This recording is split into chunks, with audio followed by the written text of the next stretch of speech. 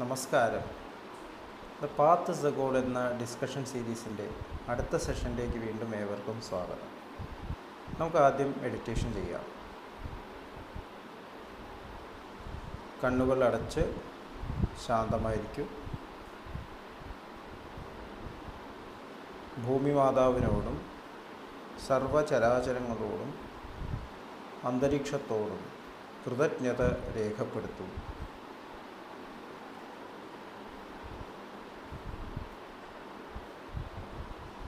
ഭൂമി മാതാവിൽ നിന്നുമുള്ള healing energy കാലുകളിലൂടെ പ്രവേശിച്ച് ശരീരം മുഴുവൻ വ്യാപിക്കുന്നതായും ശരീരത്തിലെ എല്ലാ ഭാഗങ്ങളെയും എല്ലാ കോശങ്ങളെയും റിലാക്സ് ചെയ്യാൻ സഹായിക്കുന്നതായും അനുഭവിക്കും.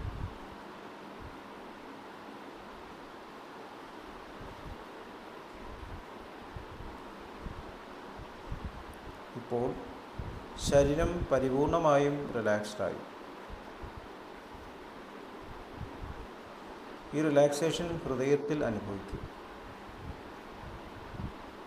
ശ്വാസം ദീർഘമായി ഉള്ളിലേക്കെടുക്കൂ. ഹൃദയത്തിൽ സ്നേഹം നിറയുന്നതായി അനുഭവിക്കൂ.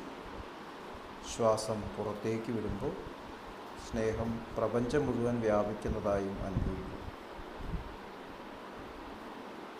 ഹൃദയത്തിൽ കുടികൊള്ളുന്ന സ്നേഹത്തിൻ്റെ സ്രോതസ്സിൽ നിന്നും ഉദ്ഭവിക്കുന്ന ദിവ്യപ്രകാശം മനസ്സിനെ ആകർഷിക്കുന്നതായി അനുഭവിക്കൂ. ആ ദിവ്യപ്രകാശത്തിൽ ധ്യാനം ആരംഭിക്കൂ. മനസ്സിൽ ചിന്തകൾ വരുന്നുണ്ടെങ്കിൽ മൃദുവായി അവയെ അവഗണിക്കുക. ദിവ്യപ്രകാശത്തിൽ ധ്യാനം തുടരുക. Please start meditation.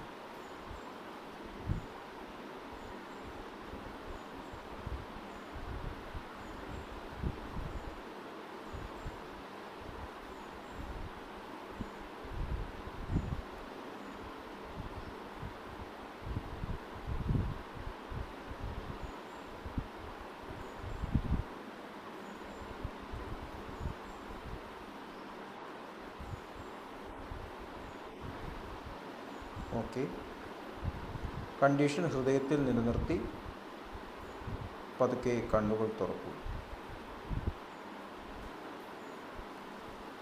എല്ലാവരെയും ഹാർദമായി ഹാർട്ട്ഫുൾനെസ് സഹജമാർ മെഡിറ്റേഷൻ സിസ്റ്റത്തിലേക്ക് സ്വാഗതം ചെയ്യുന്നു. എങ്ങനെ ജോയിൻ ചെയ്യാം എന്നതിൻ്റെ ഡീറ്റെയിൽസ് ഡിസ്ക്രിപ്ഷൻ ബോക്സിൽ കൊടുത്തിട്ടുണ്ട്. നമ്മൾ പാത്ത് ഇസ് ദ ഗോൾ എന്ന ഡിസ്കഷനിൽ ലിവിങ് ദ ഗോൾ, ലക്ഷ്യത്തിൽ ജീവിക്കുക, അതിൽ സഹജമാർഗത്തിലെ 10 പ്രമാണങ്ങളാണ് ഡിസ്കസ് ചെയ്യുന്നത്.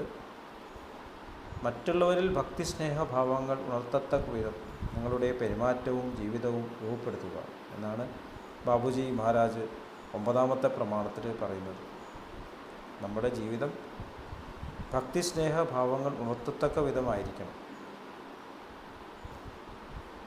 നമ്മുടെ ഡ്യൂട്ടി എന്താണ്? നമ്മുടെ ഉത്തരവാദിത്തം എന്താണ്? What is my duty? What is my responsibility? ഇത് നമ്മൾ വ്യക്തമായി മനസ്സിലാക്കേണ്ട ആവശ്യമുണ്ട്. ശരിക്കും നമുക്കൊരു ഡ്യൂട്ടി മാത്രമേ ഉള്ളൂ. ഇന്ത്യൻ ഫിലോസഫിയിൽ സനാതന ധർമ്മം എന്നത്, സനാതനമായിട്ടുള്ള ധർമ്മം, നമ്മുടെ എറ്റേണലായിട്ടുള്ള ഡ്യൂട്ടി ഒന്ന് മാത്രമേ ഉള്ളൂ. എന്താണോ യഥാർത്ഥത്തിൽ ഞാൻ, അതായി മാറുക, അതായി തീരുക, അതിൽ തന്നെ നിലകൊള്ളുക. അതാണ് നമ്മുടെ ഡ്യൂട്ടി. സർവചരാചരങ്ങളുടെ ഉത്തരവാദിത്തം അതാണ്. അതുകൊണ്ടാണ് സഹജമാർഗത്തിലെ ആദ്യത്തെ ലൈൻ, പ്രയറിലെ ആദ്യത്തെ line, O master thou art the real goal of human life. അങ്ങാണ് മാനവ ജീവിതത്തിൻ്റെ യഥാർത്ഥ ലക്ഷ്യം, വലിയൊരു ലക്ഷ്യം മാത്രമേ ഉള്ളൂ. അപ്പോൾ ആ അബ്സല്യൂട്ടായിട്ടുള്ള പെർഫെക്ഷനെ റെപ്രസെൻ്റ് ചെയ്യുന്നതാണ് നമ്മുടെ മാസ്റ്റർ ഗുരുനാഥൻ. അദ്ദേഹത്തെ പോലെ ആയിത്തീരുക. അപ്പോൾ ആ ഡ്യൂട്ടി ഞാൻ നിർവഹിക്കുന്നുണ്ടോ എന്നുള്ളത് എപ്പോഴും നാം സെർച്ച് ചെയ്യണം, ഉള്ളിൽ നോക്കണം. അങ്ങനെ സെൽഫ് ഒബ്സർവേഷൻ നടത്തുന്നതിനാണ് സ്വാധ്യായം എന്ന് പറയുന്നത്. Self introspection and corrections. അങ്ങനെ കറക്ഷൻസ് കൊണ്ടുവരുമ്പോൾ ചുറ്റും ആർക്കും വിഷമമില്ലാതെ നോക്കണം. അവനവൻ ആത്മസുഖത്തിനാചരിക്കുന്നത് അവരന് സുഖത്തിനായി വരേണം എന്നാണ് ശ്രീ നാരായണ ഗുരു പറഞ്ഞത്. അപ്പം ഞാൻ എൻ്റെ ആത്മസുഖത്തിനായിട്ട് ചെയ്യുന്ന കാര്യങ്ങൾ, എൻ്റെ പെർഫെക്ഷനിലേക്ക് വരലാണ് എൻ്റെ സുഖം. നമ്മളെപ്പോഴും സുഖം അനുഭവിക്കുന്നത് മനസ്സ് ബാലൻസ്ഡ് ആകുമ്പോഴാണ്, ഈശ്വരനിലേക്ക് അടുക്കുമ്പോഴാണ്. യഥാർത്ഥത്തിലുള്ള സുഖവും സന്തോഷവും ഒരു ഭക്തന് മാത്രമേ അനുഭവിക്കാൻ സാധിക്കൂ. ഭക്തൻ എന്നുള്ള ടേം വ്യക്തമായിട്ട് മനസ്സിലാക്കേണ്ട ഒരു ടേമാണ്. പലരും കൺഫ്യൂസ്ഡാണ്. നിരീശ്വരവാദി, ഈശ്വരവാദി, ഇങ്ങനെയൊക്കെ പല കൺഫ്യൂഷൻസ് ഉണ്ട്. ഇവിടെ ഈശ്വരവാദം നിരീശ്വരവാദം അല്ല പ്രശ്നം. നമ്മൾ devoted to the cause my dharma, അതാണ് ഡിവോട്ടി എന്ന് പറഞ്ഞാൽ. എൻ്റെ യഥാർത്ഥത്തിലുള്ള ധർമ്മത്തിലേക്ക് ഞാൻ ഡിവോട്ടഡ് ആയിരിക്കും, ഞാൻ ഭക്തനായി മാറുകയാണ്. അപ്പോൾ ആ ഒറിജിനലായിട്ടുള്ള ക്വാളിറ്റി എൻ്റെ ജീവിതത്തിൽ ഞാൻ പെരുമാറ്റത്തിൽ കൊണ്ടുവരാൻ ശ്രമിക്കും. എൻ്റെ വില്ല് ഉപയോഗിക്കുമ്പോൾ ഞാൻ എൻ്റെ ധർമ്മം അനുഷ്ഠിക്കുകയാണ്. ഈശ്വരനിൽ വിശ്വസിക്കുക എന്നുള്ള വാക്കിന് അർത്ഥമില്ല. നമ്മളെന്താണോ അതിലെന്തിനാണ് ഞാൻ വിശ്വസിക്കുന്നത്, അതാണ് യഥാർത്ഥത്തിൽ ഞാൻ.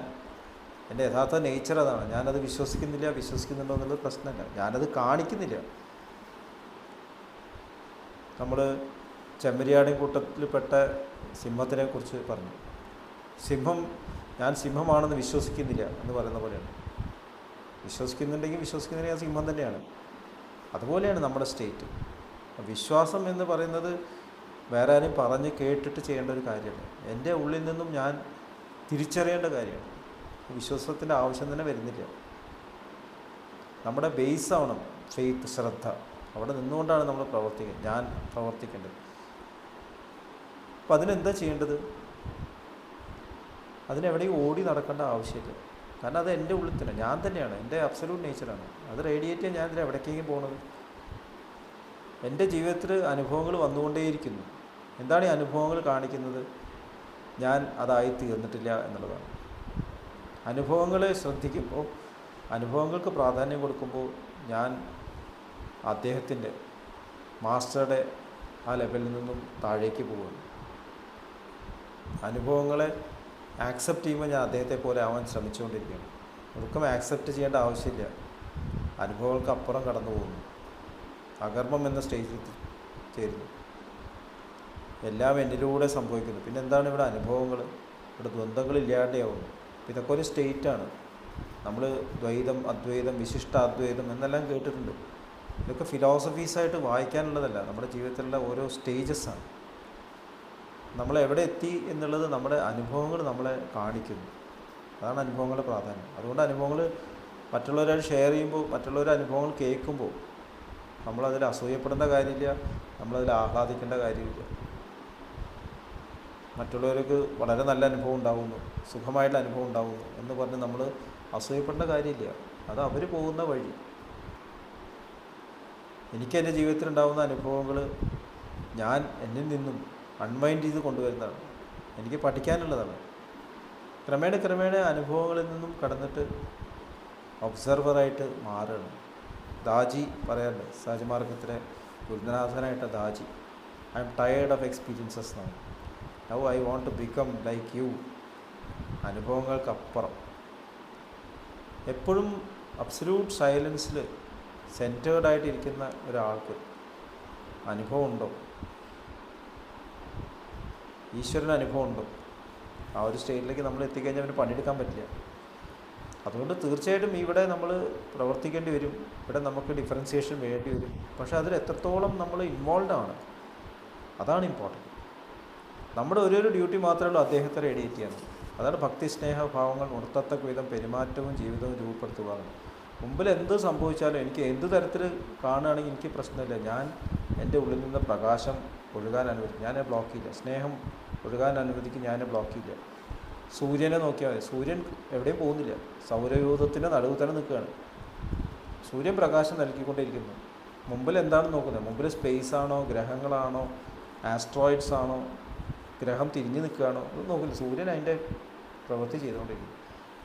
ഓരോ ഗ്രഹങ്ങൾ തിരിയുമ്പോൾ അവിടെ രാത്രിയും ദിവസവും വന്നു. ഭൂമിക്ക് രാത്രിയും ദിവസവും ഉണ്ടായതുകൊണ്ട് ഭൂമി സ്റ്റേബിളല്ല, തിരിഞ്ഞുകൊണ്ടിരിക്കുന്നുണ്ട്. അതുപോലെ നമുക്ക് ദ്വന്ദ്വങ്ങൾ ഉണ്ടാകുന്നത്, നമുക്ക് ഉയർച്ചയും താഴ്ചയും ഉണ്ടാകുന്ന ഒന്നുകൊണ്ടാണ് നമ്മൾ തിരിഞ്ഞുകൊണ്ടിരിക്കുന്നത്. നമ്മൾ സ്റ്റേബിളല്ല. നമ്മൾ സ്റ്റേബിളായിട്ട് അവസാനം സൂര്യനെ പോലെ ആയിത്തീരുമ്പോൾ നമ്മൾ പ്രകാശിക്കുന്നു, സൂര്യൻ്റെ പ്രകാശം നൽകുന്ന പോലെ മാറുന്നു. അതുപോലെയാണ് നമ്മുടെ ഈ യാത്ര. നമ്മളിലൂടെ ആ മാസ്റ്ററുടെ ആ പ്യുവറായിട്ട് സ്നേഹം റേഡിയേറ്റ് ചെയ്യുന്ന തരത്തിൽ നമ്മൾ മാറണം. അപ്പോൾ അങ്ങനെയാകുമ്പോൾ ചുറ്റുമുള്ള അന്തരീക്ഷം മാറുന്നത് കാണാം. ചിന്തകളാണ് അന്തരീക്ഷത്തെ രൂപപ്പെടുത്തുന്നത് എന്ന് ബാബുജി മഹാരാജ് പറഞ്ഞു. നമ്മൾ മാറുന്നു, നമ്മളിലൂടെ ശരീരം മാറുന്നു, സൊസൈറ്റി മാറുന്നു. നമ്മൾ കൊട്ടിഘോഷിച്ച് നടക്കേണ്ട ആവശ്യമില്ല. ട്രാൻസ്ഫോർമേഷന് വേണ്ടിയിട്ട് നമ്മൾ ശ്രമിക്കേണ്ട ആവശ്യമില്ല. സിറ്റ് ഇൻ വൺ പ്ലേസ്, ഒരു സ്ഥലത്തിരിക്കുക, ധ്യാനിക്കുക, സൂര്യനെ പോലെ ആവുക എന്നാണ് ബാബുജി മഹാരാജ്. Become sons. അങ്ങനെ ആകുമ്പോൾ തീർച്ചയായിട്ടും അതിൻ്റെ എഫക്റ്റ് എല്ലായിടത്തും വരും. നമ്മൾ മദർ തെരേസ പറഞ്ഞ ആ ഒരു ഉദാഹരണം പറഞ്ഞു. എനിക്കൊരു കല്ലെടുത്തിട്ട് എൻ്റെ കിണറ്റിലിടാൻ സാധിക്കുന്നെങ്കിൽ ആ റിപ്പിൾ അറ്റ്ലാന്റിക് ഓഷനിലെത്തും. അറ്റ്ലാന്റിക് ഓഷനിലല്ല, പ്രപഞ്ചത്തിന് മുഴുവൻ എത്തും. എൻ്റെ ഒരു നല്ല ഒരു പ്യുവറായിട്ടുള്ള ഒരു തോട്ട്, സ്നേഹത്തിൻ്റെ ചിന്ത തീർച്ചയായിട്ടും പ്രപഞ്ചത്തിന് മുഴുവൻ എത്തിച്ചേരും. അപ്പോൾ നമ്മളുടെ ധർമ്മം എന്ന് പറഞ്ഞാൽ നമ്മൾ പ്യുവറാവുക എന്നത് മാത്രമാണ്. നമ്മുടെ സർക്കംസ്റ്റാൻസസ് നമ്മൾ എവിടെയും കൊണ്ട് എത്തിക്കുകയാണെങ്കിൽ അത് സാരമില്ല, നമ്മൾ അവിടെ ചെല്ലുക.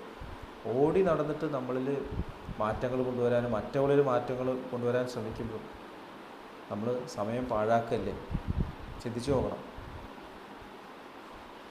നമ്മുടെ ഷെഡ്യൂളിൽ മൂവ്മെൻറ്റ് ഉണ്ടെങ്കിൽ, യാത്രയുണ്ടെങ്കിൽ തീർച്ചയായിട്ടും നല്ലതാണ്. പക്ഷേ ആഗ്രഹ പൂർത്തീകരണത്തിന് വേണ്ടിയിട്ട് ആധ്യാത്മിക അന്വേഷണം ഒരു ആഗ്രഹ പൂർത്തീകരണം പോലെയായി മാറുന്നു.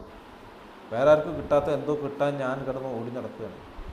അപ്പോൾ ആ ഒരു സ്റ്റേറ്റ് നമ്മൾ മാറിയിട്ട് കിട്ടാനുള്ളതൊന്നുമില്ല, ഞാൻ അതാണ് എന്ന് തിരിച്ചറിഞ്ഞ് എവിടെയാണുള്ളത് അവിടെ ഇരുന്നു കൊണ്ട് സ്വയം മാറിക്കൊണ്ടേയിരിക്കുക, അദ്ദേഹത്തെ പോലെ ആയിത്തീരുക.